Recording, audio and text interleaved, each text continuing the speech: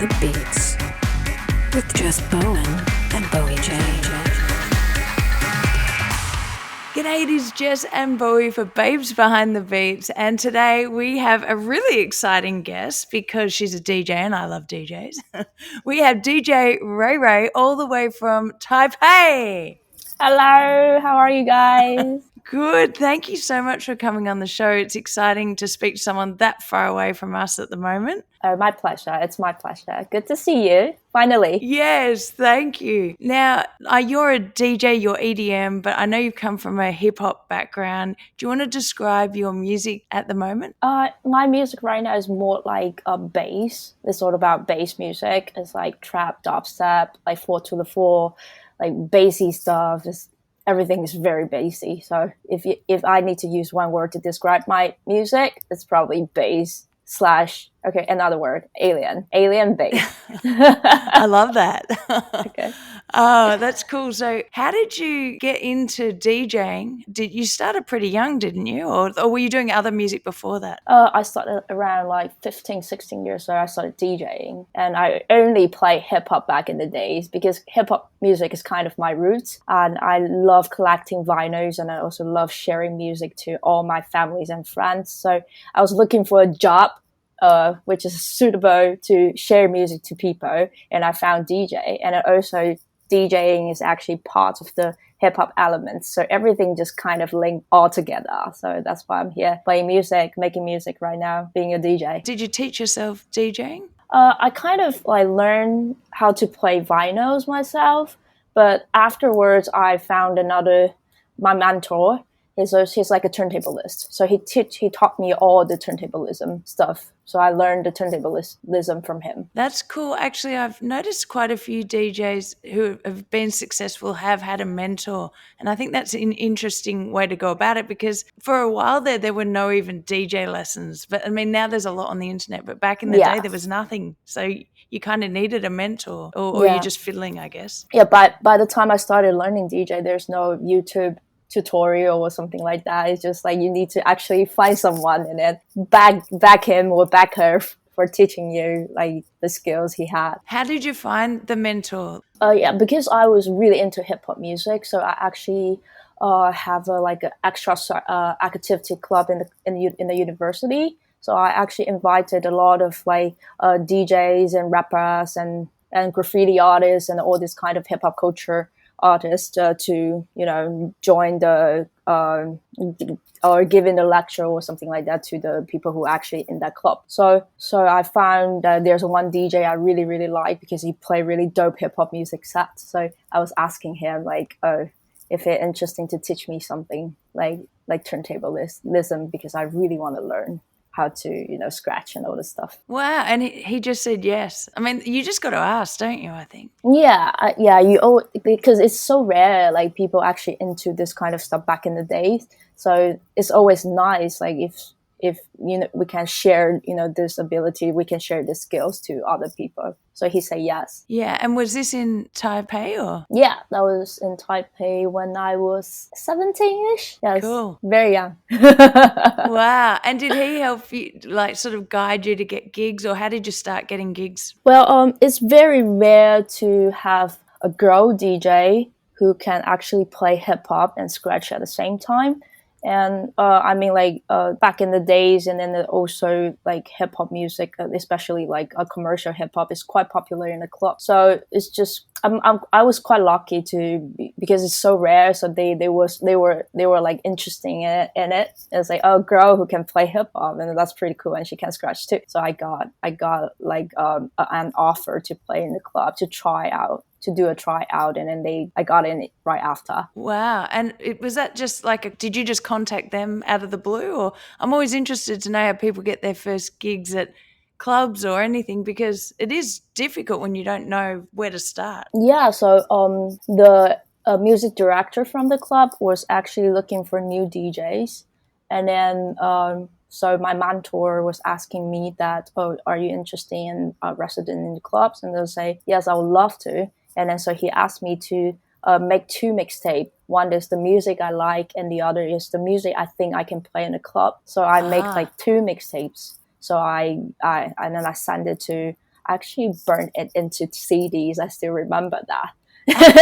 Cool. Yeah. And I give it to the music director of the club, and then they listened to it. And then the next day they asked me to play a set in the club. That was like my first time to play at a massive club in Taipei, and so I was really nervous. I still remember, and then we're still Oh. using turntables and everything. Just and also I was like shaking my like hands and while I was like putting the needles on the records. So it was really interesting. And but afterwards, he really likes it. The music director really likes it, so he asked me to start playing shows. Residency in that club, and so I was playing like very early sets, like from 9 no actually 10 p.m. to like 11:30 or something, like with no people in the club, but I'm just like trying to gain my experience back by then. Yeah.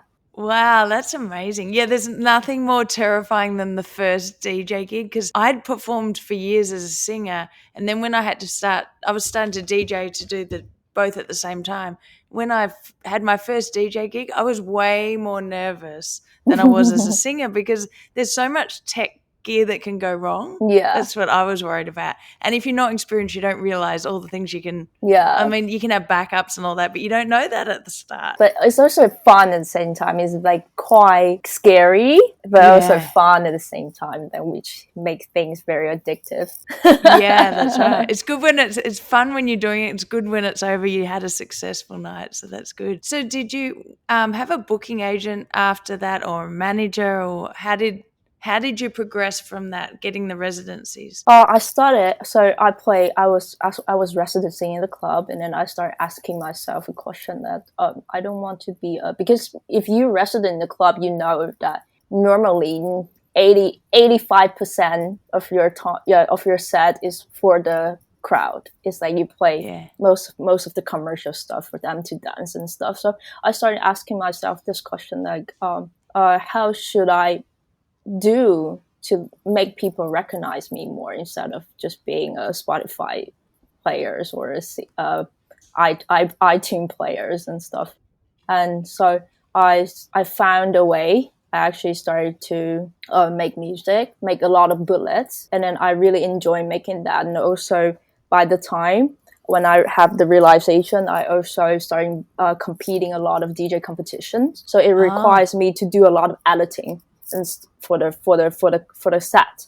So I started to I can use this. I can try to learn how to make music. So I started making a lot of my own music, and I go to YouTube and then learn how to use Logic, use Ableton, and then I start making my own music. And because I want people, when people come to my show, that's a goal. That was a goal for me. I want people to come to my show, and then because of my music, and then they recognize my set. If there's a curtain right in front of me, and they can still hear from the music, oh, it's Ray Ray playing. yeah. So I started become a producer more than a DJ, and then eventually I combined everything together. Yeah, and that's the difficult thing is getting your own sound. I mean, it's hard to not be persuaded by what's current on the market and all that kind of stuff.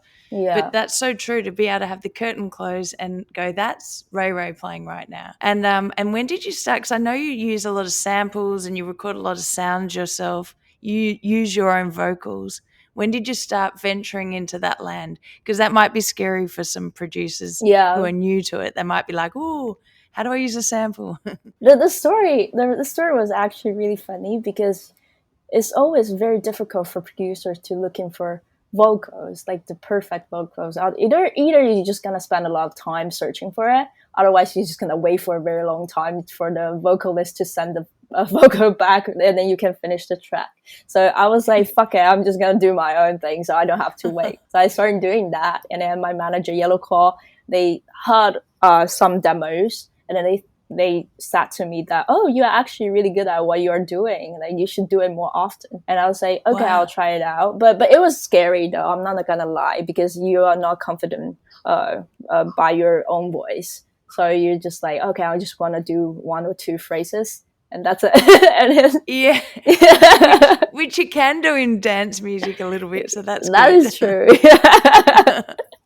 Yeah, and then like during COVID time, because I have nothing to do, I'm just like, okay, I'm gonna make some progress with my own vocal. So I went to the vocal coach and I learned how to sing. I learned how Oh, to, wow. yeah, because I have nothing to do, so I need to do something. And then also I know it benefits my career and it benefits what I'm doing. So I did that, and now I just having a lot of my own voice, not just rapping and also singing and everything on my own music production. Wow, that's incredible. We obviously have a musical ear, so that would have helped with learning how to sing. And so when your live set, what does that look like for maybe a listener who doesn't know you as well? My life set is just crazy. It's a lot of energy, a lot of energy. So get if you want to come to my set, please be prepared. I've seen footage on Instagram. It looks awesome. And you're on the mic a lot, which is cool. Yeah, I love on mic. I think that's also part of the, you have to react. You have to, react to the crowd. Yeah, I love using mic. I think it's fun. I was scared of using it, but not anymore. And what brought you out of your shell with that? Like, because that is a weird time when suddenly you don't care about being on the mic. Like 1 minute, I didn't used to like being on the mic either to speak. And now I just don't care. Yeah, I feel like because when I was young, I actually was very scared of, talking to people, being in very crowded places. It stressed me out quite a lot. But I think the only reason can make me like why I stand on this stage is just I love the stage too much. I love being on stage. So whatever it takes, like being on a mic or standing in front of 1,000 people it doesn't make me scared anymore because I want to be on the stage so bad. So Yeah. there's no more problems or obstacles that can stop me from doing that. So I think that's probably why and how it becomes like this now. I think you probably agree with me. Oh yeah, yeah. And also I like to rev up the crowd. So if I Yeah, feel they're falling flat, it's much easier if you've got a mic in hand. that is true. Yeah. So you've done some huge gigs. I was looking it up. Glastonbury, Tomorrowland, Ultra. How did those come about? Was that after you released original music? Because that seems Yeah. to be the answer to everything. Yeah, that's true. Yeah, after I started making my own music and then start performing with my own music, like I started having more international gigs, and I think people start recognizing my music. Yeah, that's why is exactly like what you just said. Yeah. And do you have a booking agent, or is that were I your do. tracks being signed to a label? I release most of my music under Yellow Claw's imprint, Baron Family, and I do have a booking agent, Super Modified, from in Asia. So they Oh yeah. actually represent me all my shows in Asia. But for the European Europe bookings and the US booking, I just had a new US agent, so I'm starting working with this agency this year.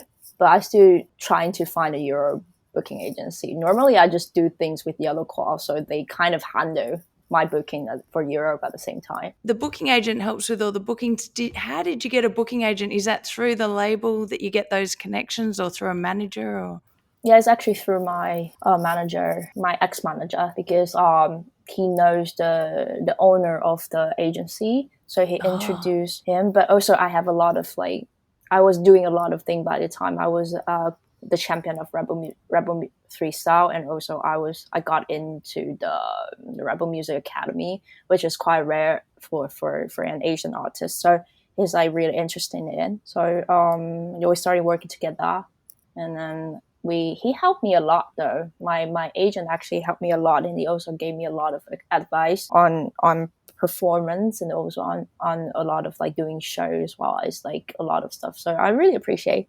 Shout out to Rob. Hello, Rob. yeah. Actually, I saw that Red Bull Music Academy because I listen to their podcast, but they don't really make them anymore. But I still love their hour. Yeah, They'd go for like an hour. The interviews are really good. I listen to. I used to listen to them a lot as well, but I think they stopped. Because they don't. Yeah. during COVID, they don't really have a lot of funds for it, so they stopped doing it, which is a pity. Yeah, it was a shame because I remember the Black Madonna, who's Yes. got a different name now. That interview was really good, and she said she realized that she wasn't going to get anywhere unless she made her own music. That was like there. a point, and I went, "Bing! Oh, you heard it live?" Yeah, I was there. I was in the lecture listening to her because she was one of the guests for the academy that year. So I got really lucky. What was the academy? Was it, how long was it? Was it a course, or because I'd never heard of it? It's like 2 weeks. So they receive a lot of application from the producers and the musicians around the world, and then they pick only 30 people to be in that city, which they hold the academy that year. So they do different cities every year. My year was in Montreal. So I got lucky too. That's so cool. Yeah, I love those interviews. Okay, so now let's talk about what you've got coming up and new music. Tell me all about it. Okay, so I actually going to release my remix album in March. Started with March, and then the album will drop in April. And that's like the follow-up from the album I just released back in last November. And so because it's such a weird time to drop an album by the end of this year, but by the end of the year. So I want to do a crazy follow-up with a lot of producer remixing like each tracks from the album. And also I will put 2 more new tracks in the album, so make it like really a big pile of music for everybody. Wow, so you've been working really hard then. Yes, I love working.